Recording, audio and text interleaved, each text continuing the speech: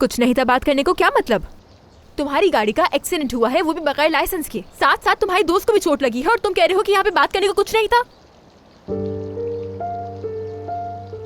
तुमने बगैर लाइसेंस की गाड़ी चलाई, ऐसा कैसे कर सकते हो तुम? नसरीन, क्या बाहर जा रही हो तुम? जी मैडम, कुछ जरूरी काम से जाना है। क्या तुम पूरे हफ्ते छुट्टी करती रहोगी?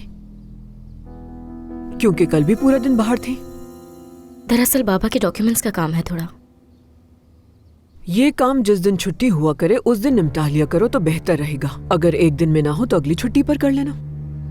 करीम साहब ने ही कहा था कि जल्द से जल्द निपटा लो। 2 दिन लगातार बाहर तुम नहीं जा सकती।